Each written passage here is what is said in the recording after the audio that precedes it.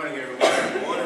Good morning. Before I get started, I need to introduce a few people, if it's all right. And I want to tell you all that we have with me this morning Ms. Natalie Mitchell and Ms. Tiffany Fisher, their new family support workers in Lexington County, and their supervisor, Ms. Sharon Beatty, and then operations supervisor, Shamiki Rouser, and Pearl Bailey are here also from state office.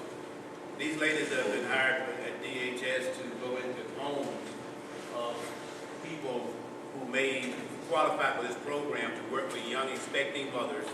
They're 3 months from giving birth. If you know anybody who is pregnant and needs someone to come into the home to help them, to train them, and work with them on how to be a good parent and how to work with the child, to help the child develop intellectually, so when the child gets ready to start school, they already know how to know the colors, the numbers, they know how to interact with other people, and they're prepared to learn how to read once they start school. And that's why they recently been hired. We can just expanded this program into Lexington County, Lexington, Holmes County, right now. We just started this. And so if you know anybody who is looking, you think might could use some help in getting ready to have a baby, and use some help in raising that child, that's what they're hired to do. Thank you. And that's part of what we do in the Family Foundation and support the town of Jackson. And also, I used to do something. I used to be director of child support. I'm going to make out one more few comments from some of the young guys that are here, the young ladies as well. You know, is that brother just talked about making good choices. You know, I tell you the truth. You know, I can't count the number of people I've met whose lives are financially destroyed because of some strange reason they decide to have 2 or 3 babies by 2 or 3 women. You know, but you need to know that if there's no way of getting out of this anymore because everything is done electronically, you know that you're going to pay 14% of your take-home income for if you have 1 child by 1 woman. If you have 3 children by 3 different women, you're going to pay 14% for each one of them, and it's not optional. And if you don't do it, they're going to send you to jail. You know, they're going to mess your credit up. You're not going to get a car, get a house, anything else, and you are going to, be locked up. And it's not like I'm not prepared. If you work, the system will find you and just take your money out automatically. And young women, even though you sound like 14% kind of a whole lot to the guys, you know, if you, especially if a young woman has a girl, 14% will take care of her nails, you know, and her hair and herself. It's never enough money for the lady to raise the child, but it's too much money for the guy, you know, to give up every month. So, and as I mentioned, it's not optional. It's not like, well, hey, I'm gonna pay nothing. My dad didn't pay. I'm not gonna pay. Things have changed. You know, they'll find you. All right, that out the way. You know, I'm honored to be here today. You know, I really am. You know, and I want Mr. Smith to thank us for coming. You know, but I'm impressed with the fact that he had the courage, he cared enough, and had the foresight to do something like this. You know, and it's an honor to be here. I'm really Ms. Dobbins as well to come and support. But you all have been doing lots of different things today. You work Monday through Friday, you do what you do here at the school for the students, and then you decide, let me plan to take my Saturday and do something else with it, to help somebody else and give back. And it's an honor to do that. And I've known Bila for I don't know how long. She's been over in the community working. It doesn't make a difference in this community. And, you know, and it's a good thing. You know, but Mr. Brown and I were at lunch the other day talking, and we both realized that we got to always just do what Ms. Brown told us to do. You know, because she told us to be somewhere. We just know what we got to go do, right? You know, but I met them about 2.5 years ago, and you know, just kind of like, you know, all of a sudden, you know, just met and realized that these are good folks, and whatever they need to do, I got to do it. So when they told me, you know, Mr. Smith, you were doing this, and I need to come over here and meet you and do that, I just said, okay, I need to be back in Jackson, but if y'all say I need to do it, then let's go back and meet the principal and do this. So I'm honored to be here. I'm excited about being here. And I'm going to talk to you a little bit, you know, about figuring out what works. Figuring out what works. You know, for too long, we've allowed, you know, this attitude to survive in our culture, you know, that fathers really not that important, that they're really not necessary. You know, and for the longest, you know, women used to always say, I can do bad by myself, I don't need him, I can raise a child by myself. And lots of women have raised children by themselves. You know, lots of them are very successful. A lot of guys are very successful. You know, a lot of men and women are very successful, being raised by a single parent. And so I'm not minimizing that at all. You know, I'm not. You know, but I want to mention to you this morning, though, that, you know, stats prove, you know, that when the father's not there, it affects the child. It just does. Even no matter how well the child does in life without the father there, it is my opinion that the child would have done even better if the father had been there. So you see folks that are very successful, without being raised without a father or without a male figure, uncle, granddad, or somebody in their life. It is my opinion that that person would have done even better if their father had been there and been there engaged properly. You mentioned that point too. Not just being there, but being there and being engaged properly. It's important. Read a few numbers out to you. 90% of all homeless and runaway children are from fatherless homes. 90% of all the children that run away from home, they ran away from a home where father was not there. That's important. You say 71% of all pregnant teenagers come from a home where the father was not there. 71% of all the pregnant teenagers, there was no father in the home. That's significant. That says something very important. You stop to think that 63% of all young people that commit suicide, they came from a fatherless home. 63% of all young children that commit suicide came from a fatherless home. That says something about what's going on in the heart of this child. 85% of all children that exhibit behavioral disorders come from a fatherless home. 83% of them. 71% of all high school dropouts come from fatherless homes. 71% of all children that drop out of high school came from fatherless homes. And 85% of all young people that go to prison come from fatherless homes. 85% of all young people that go to prison come from fatherless homes. Now, we as humans are born with this natural need for love, for relationship, to feel appreciated, to be affirmed. We're just born like that. We just come into this world, wanting somebody to hug us or to be warm and compassionate and affectionate toward us. I've been doing a lot of studies since I started working with these one woman I just introduced, in the program Healthy Homes, and watching videos about how the brain develops and what happens. And I learned that when young children are young, as the brain is developing the first 5 years of their lives, but when you grab a young child and caress a child right on the face or, snuggle up against a child, that endorphins are released in the brain. It's almost like a drug. The child just loves it. It just, want to stay in that place because it's almost like, giving it a drug. That happens. Which shows us that that's that need that's happening in us for interpersonal relationships. And our fathers, and more often than not, are the biggest, the strongest thing that good children are aware of when they're born.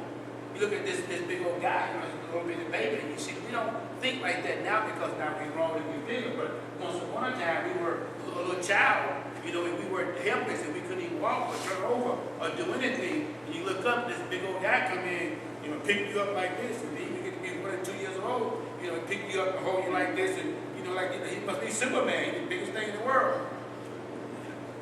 And that feeling is happening in this child's life, and his heart, and is there. If the father's there, if the father's not there, then the child is missing that. But the father's there, that child is learning to feel secure, to feel safe. But if the father's not there, he's learning to feel afraid and insecure. And the child grows up, later on in life, where they're going to be a strong, secure person, able to deal with life and make good decisions, from a position of strength. Or they're going to be timid and afraid and not certain and refusing to answer the question in the room. Fathers have the ability to do that. I'll never forget my youngest daughter.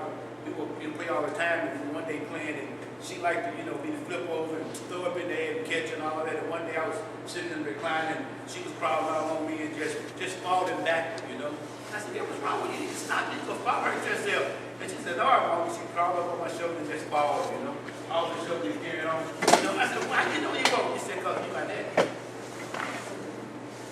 She said, "I trust you. I know you're not going to let me fall." That's what she was saying, I just know I can do this with you because, you've been doing it all this time. You're not going to let me fall. See, children, that's how they are. I think I made her too secure. She lives up in Nashville now and went home by herself. And I get worried every time anything happens up there because nobody can take care of her. And we fussed the other day because she was snowed in, and I then got a car stuck in the road and left it, and I got mad. I can't go up there and fix it. That's my job, right? You know? But she's saying she's all right. She can handle herself, you know. She thinks she can anyway, but I still feel like, you know, I got to go fix it for her. Because that's my job. That's what fathers do. We provide, we protect, we take care of, we make sure they're all right. And when you do that properly, you create these young, strong, you know, independent, able to take care of their business people that go on in life and do great things.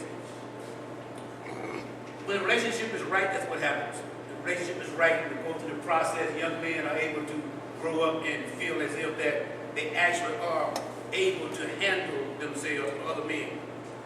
You know, I wish I could tell you that I had a direct relationship with my father. My grandfather helped me learn a lot of these lessons. My father was there all the time, you know, but he was just there, you know, when he had to come in the house after going to work on the way to go out, you know, more or less or something like that. But spending time with us was not his priority. You know, he just didn't do that. You know, he was there until, you know, the 11th grade, some of the 11th, going to the 11th grade, you know, where it got to the point where so contentious between the two of us, I let my mother know that we can't live in the same house together anymore. One of us got to go. And she decided he had to go because he always had a girlfriend, yada, yada, yada. You know, it was a crazy situation. Even though they both had, she was a teacher, he was a big man in the plant, my granddad had pastored 2 churches, owned 2 funeral homes. You know, everything was ready in the physical sense, it was already there. You know, but on the inside it wasn't there. No sooner he left, I was in the streets, got a girl pregnant, you know, got in trouble, you name it, you know. But as long as he was there, I never would have done none of those things. Even though he wasn't there and interacting with me, just because he was there, I never would have done none of those things. Because of the reverence I had for him, you know, whatever he expected me to do the right thing all the time. And he told me that. And make sure, but he never talked with me about those things, told me what to do, but no conversations. I never would have done any of the things that I did. It messed my life up had he been there. Because I knew that I was had that much reverential fear of him that if I did that, he would be upset at me. Fathers are very important. How do you make it work? Fathers have to be involved.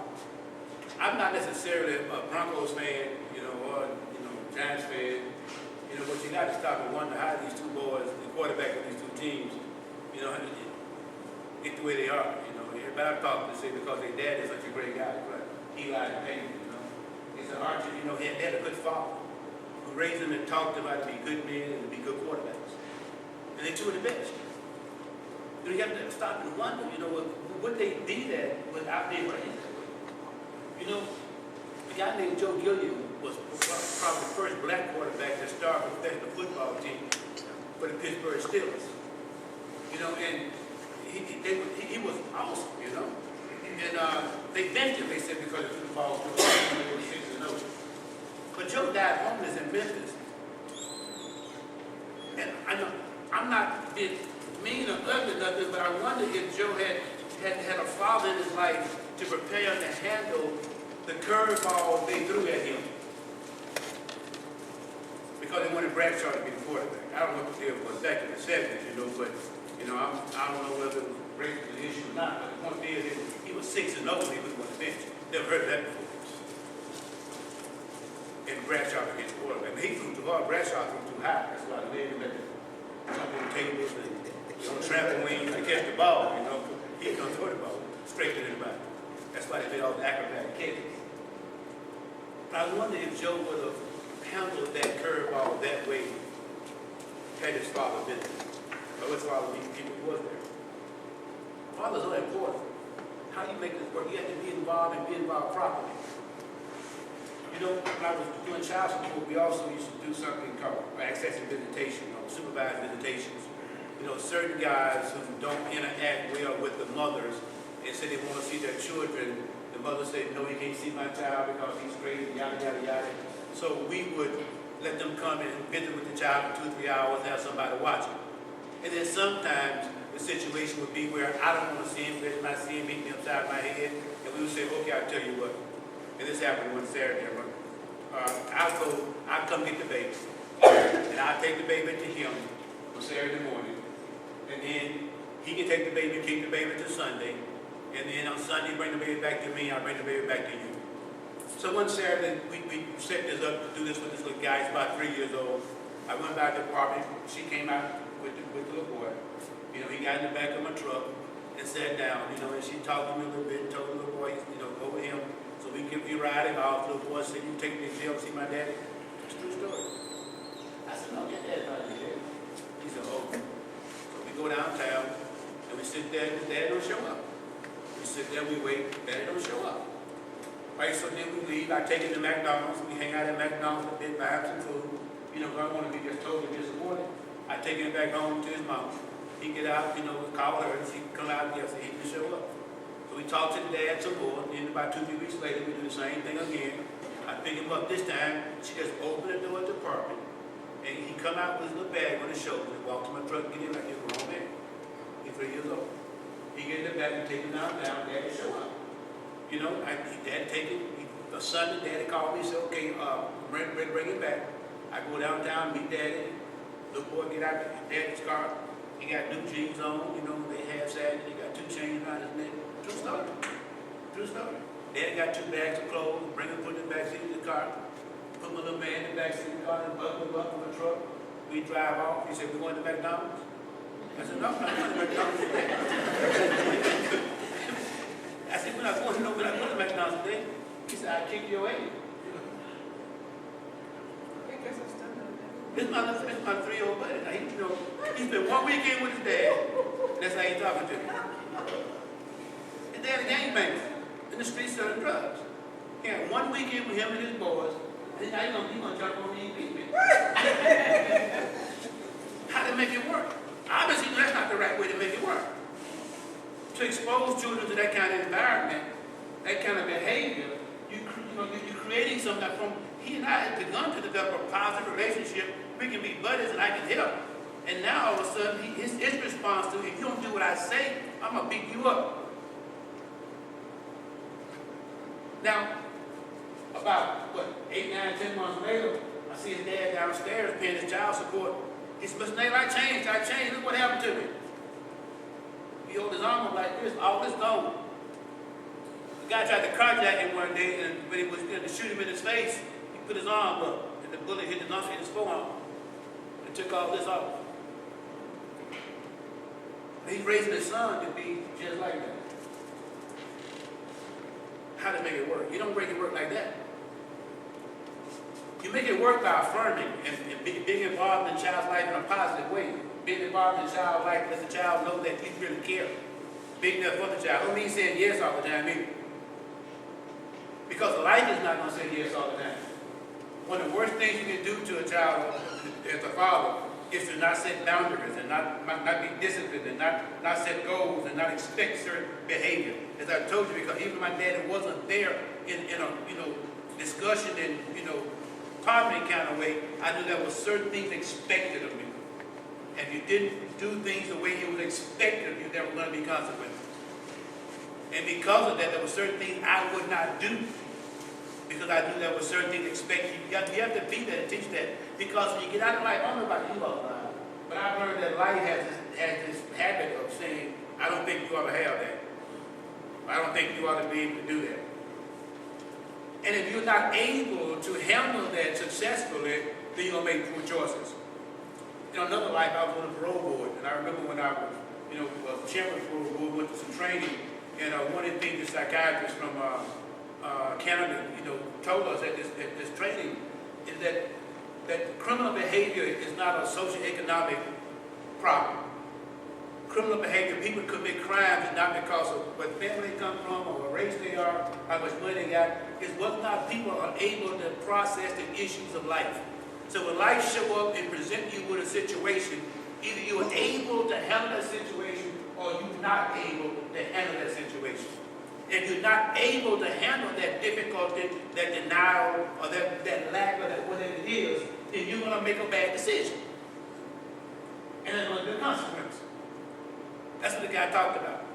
He also told us that America is the only country in the Western world who hasn't learned that lesson yet.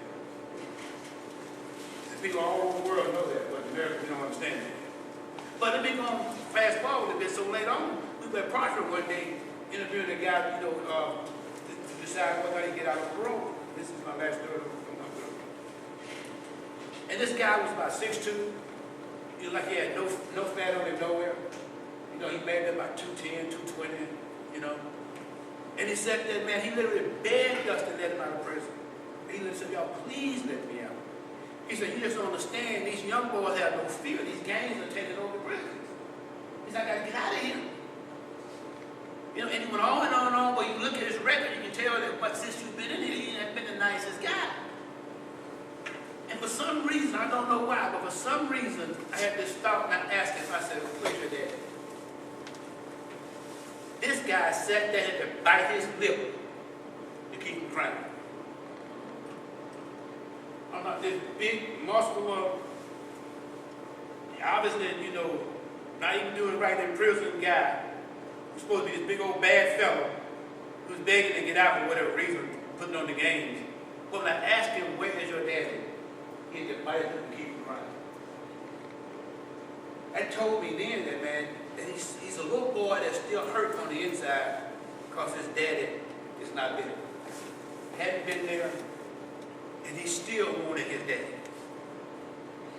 True story. So to think that, I don't know why or how we allow this idea to float around that dad is a father is not important as long as we did. They are. They are important for all sorts of reasons. As children, we've always felt safer when our father's around. We've always, and because we feel safe, then we're willing to go and try things. Because we know we got somebody backing us up. Somebody that will fix it and take care of it if it don't work out that way. It's important. And when fathers are there and they allow their children to have that freedom to do that, then it causes them to grow on the inside. And rather than have that empty shell that this big old guy did on the inside, they go into secure men and women who are able to not only process the issues of life, but able to actually go forth in life and make a difference in life. Actually go forth and change things in life. Oftentimes, we as parents want our children to do better than we did. Unfortunately, most of the time, I always want them to have a newer car or a bigger house than we did. We didn't start to realize that no matter what I've done in my life, you know, the jobs I've had, the people I've helped, no matter what I've done, I want them to grow up and, you know, that it helped more people than I helped. No matter what I've done that's made it easy for somebody else to do whatever they're doing, I want them to grow up and make it easy for other folk more than I did to be able to do something. Cause them to grow up to be something that will cause the world to be a different place just because they live. Also, I pastored a church for 21 years, and when I did, I always challenged the folks. I said, you should find at least 12 people.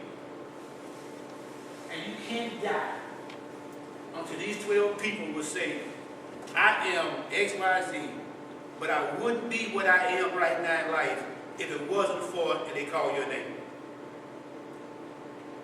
You should go find at least 12 people who, no matter where they are in life, and you should work in their lives, pour into their lives, so they become whatever they become, and they say, I would not be what I am right now if I hadn't been, and they call your name.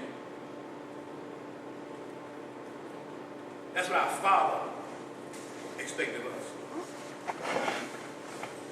And since He is the role model of what a father really is, when He gives His everything to make sure that we always are all right, that's the example that we have to follow. That we have to be willing to pour our lives into others, and especially those that we have brought into this world, so that they're able to grow up and can say that I wouldn't be what I am if it wasn't for Him. And then we challenge them, if we're going to make this world a better place, to go forth and do the same for others.